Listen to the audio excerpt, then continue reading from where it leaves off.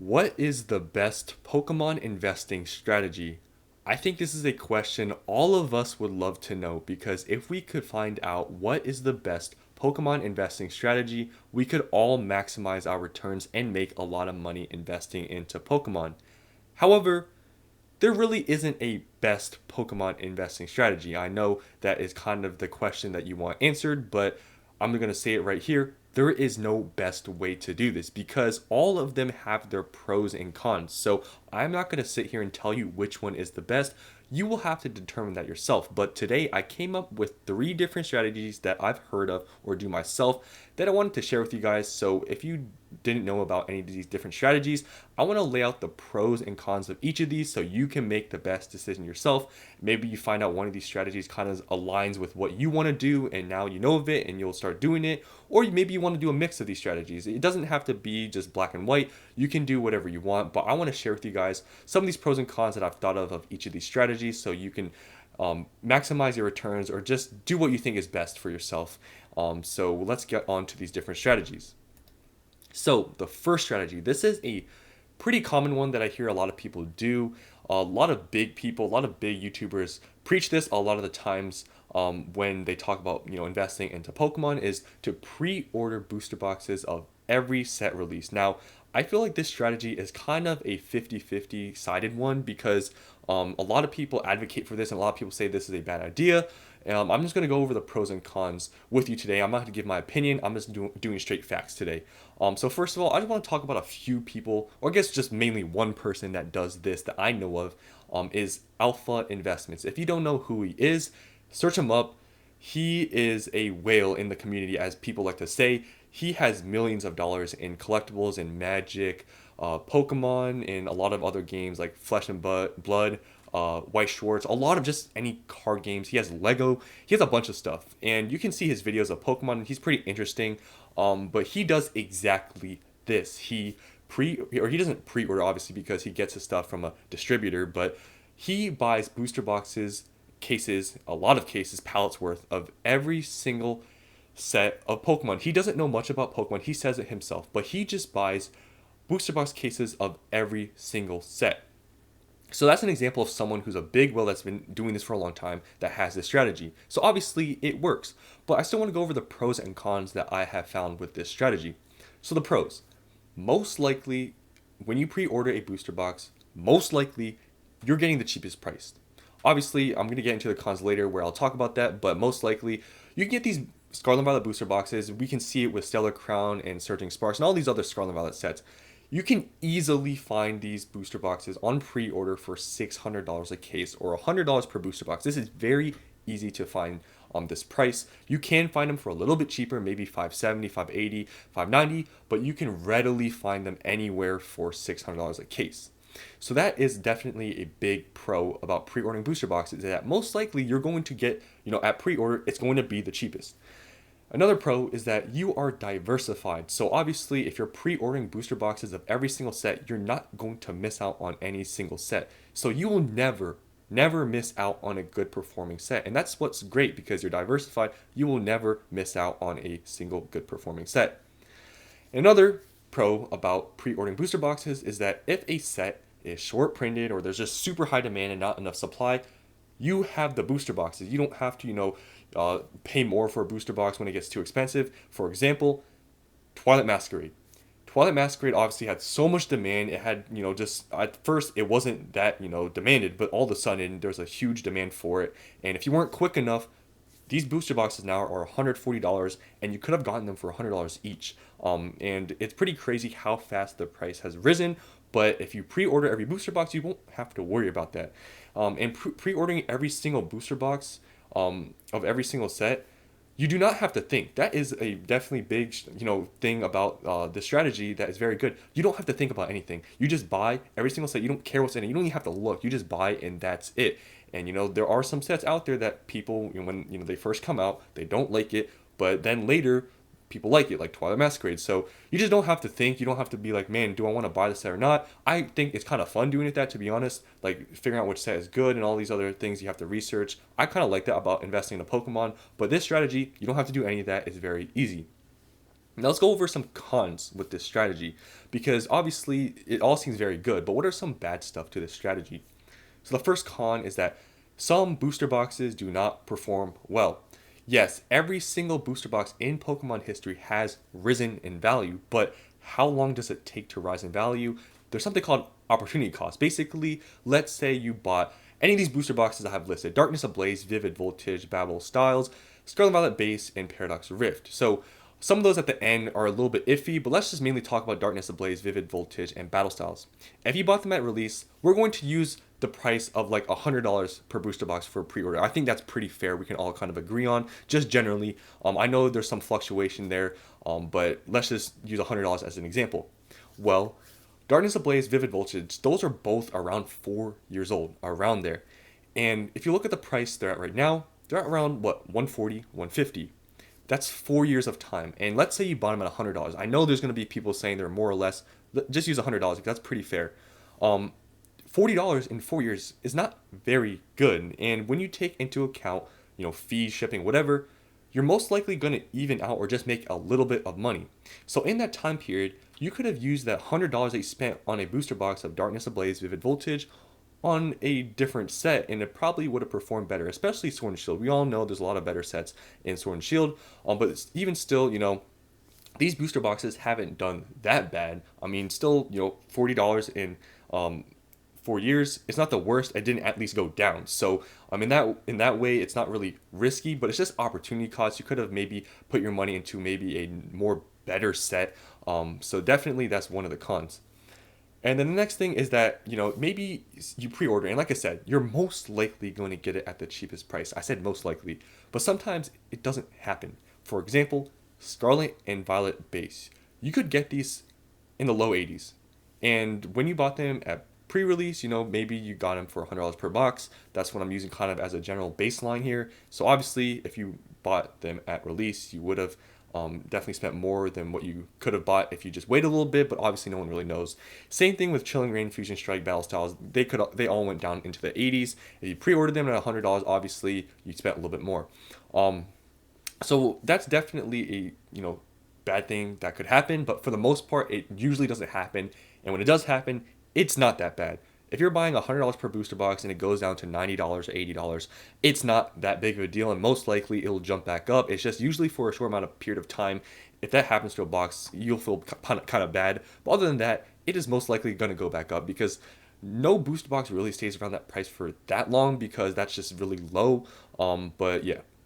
And then, the last con I have here is that problem with liquidity with bad performing sets. So obviously I've talked about Darkness Ablaze, Vivid Voltage, all these other sets that aren't that good in terms of other sets you could have gotten in the era, or if you just waited a little bit. The thing that people don't talk about, even though yes, Darkness Ablaze, Vivid Voltage, honestly, if you look at sales, they do sell like every day, so it's not really that big of a problem. But later down in the future, let's say these bad sets or whatever, people are not going to chase after those boxes more than the better sets, if that makes any sense. Yes, people will still buy them, but it's going to be harder to try to, sell them than a box that's, wanted. For example, Rebel Clash. Rebel Clash, there's not much to say. Rebel Clash, it's like $200 something. Yes, that's pretty expensive, and it has done decent for what it is and the set it is. But people aren't going to be really looking to buy Rebel Clash booster boxes when at that price they could buy like Fusion Strike, Chilling Reign, Lost Origin. It's just, there's a lot of better things that people would rather spend their money on. So you will be able to sell these boxes, but it might be a little bit harder at the end of the day to sell than some other ones. But definitely still, you can sell them, but it's just going to maybe take a little bit longer than some other ones. So the next strategy is wait after release, then choose which booster box to buy. And I know this is kind of a vague, wait after release, like how long. I'm kind of using the time frame, maybe a few months to a year of, waiting after release to choose what to buy. And honestly, this is kind of what I do a little bit. I usually don't pre-order. I've said this. I'm trying not to get too much of my own, opinion, because I kind of just want this to be facts. But this strategy is kind of what I do. I would say more so than any of these other strategies I'm going to show you. I mainly do this one, kind of. In combination kind of with the first strategy. But anyways, getting to the strategy.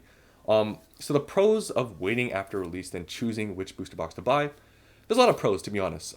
You can determine which sets are popular and have good cards, because obviously there's a lot of hype and a lot of different things that are said before a set is released. And then sometimes, a set is very good and it's true with all the hype, but then other times a set is kind of a bust and it doesn't really perform well. But if you wait after release and see kind of what the general sentiment is around a set, you're more likely to have better liquidity in the future, because it's a good set. So if you buy the booster box after and it's good, most likely it's going to perform well, and it has a pretty high ceiling most likely, because it is just popular.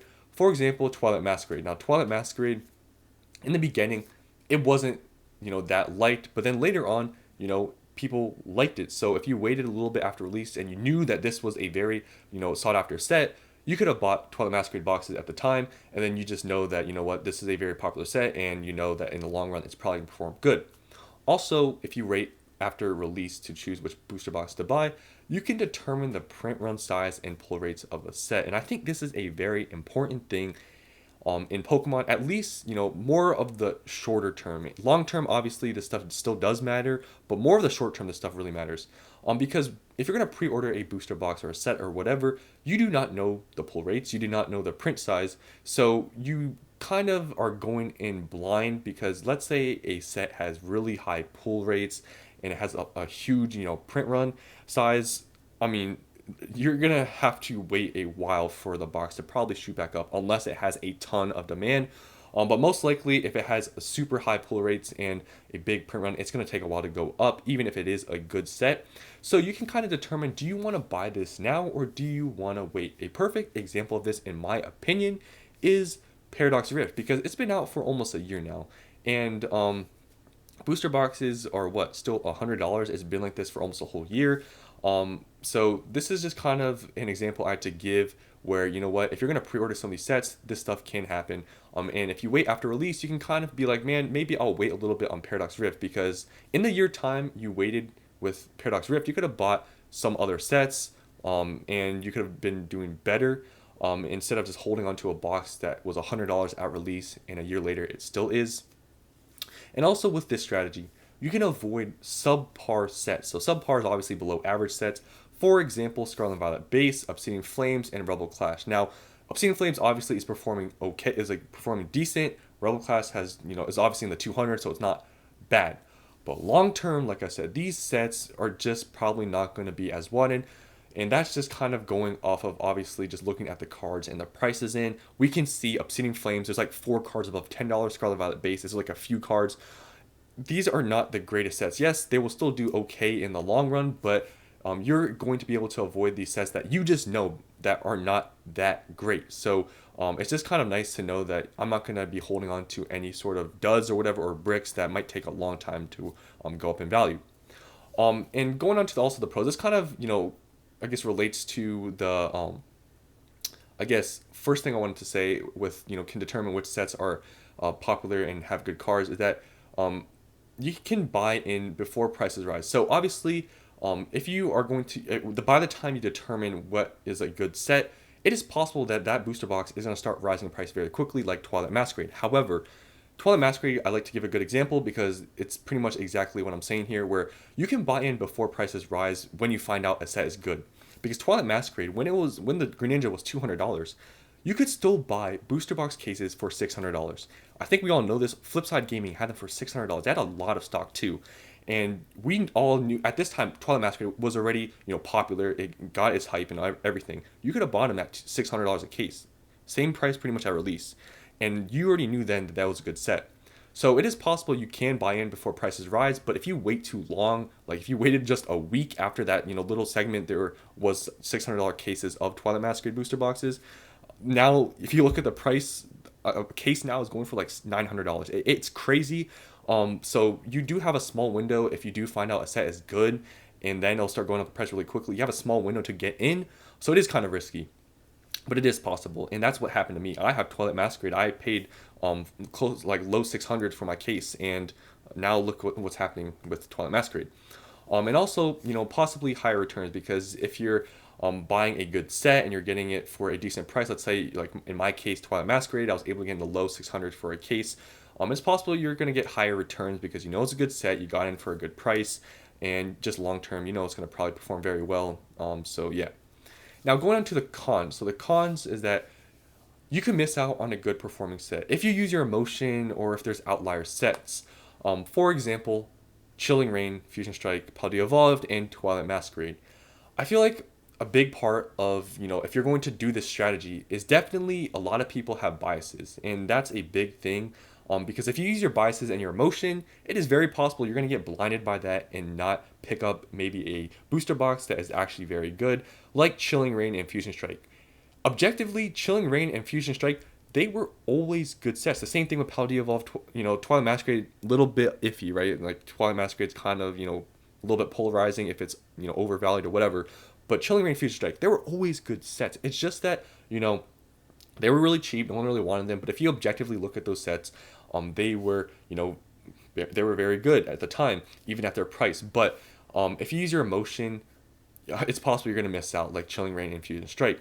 And also, there's some outlier sets you don't really know. Like Twilight Masquerade is more of an example of an outlier set where in the beginning no one really liked it. People thought it was like a whatever set, and then look at it now.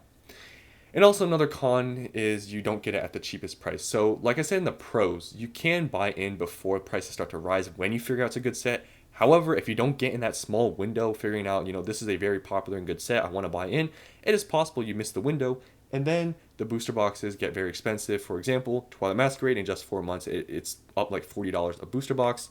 Paldea Evolved took a little bit longer, but still, you probably missed out if in the beginning you forgot about it, like, man, this set is not bad, it's not good, I'm just going to skip it, and then now all of a sudden you can see they're at like 140, 150.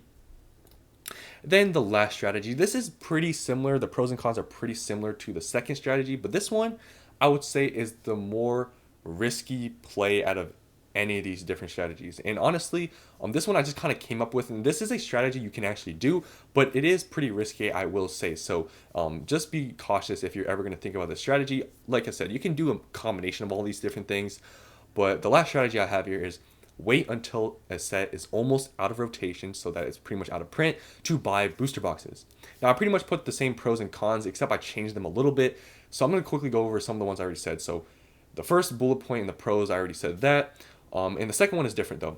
You can possibly get lucky with big reprints of good sets if you don't use emotion. If you know it's a good set, while you're waiting for it to go out of rotation. If you're waiting for that 2-year window, it's possible in between that time it'll get a big reprint. And when it gets that big reprint, you can buy in. So obviously you have all the pros of the set is good and it's probably going to perform well in the future. And when that big reprint hits, you can go pretty much all in. Like Lost Origin, what they were at 170, 180, they dropped all the way down to 120.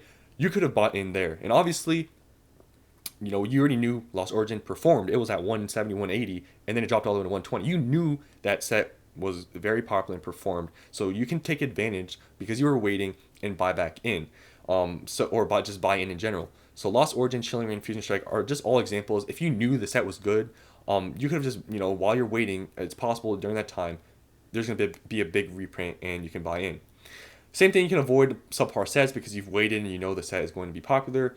Possible higher returns, like I said, if you're buying in and you're getting, the big reprint and the prices drop, you can get higher returns.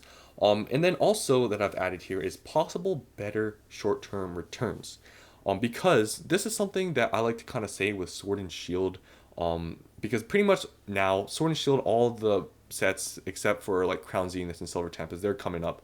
But basically they're all going to be out of print here soon, or in that window. I really don't think any of them are going to get reprinted in my opinion, but pretty much almost all Sword and Shield sets are out of print, at least the main sets. So you can have possible better short-term returns because there's no more reprints that are going to happen. Once a set is out of rotation, it's most likely it's not going to get reprinted. So if there's still a lot of demand for a set and there's no more printing coming, I mean, it's all supply and demand from there, right? So people buy them, they open them, whatever, supply goes down, there's still demand. It's possible short term you might see exponential growth from then because there's just no more supply really coming in. And then going on to the cons, it's basically the same as the last one. You can miss out on good performing sets because let's say you use your emotion, you still don't think one of the sets is good, you can miss out on them. And then you can also not get them at the cheapest price. And I specifically wanted to talk about this set because if you waited until the set was almost out of rotation, you probably wouldn't have bought them because it was so expensive.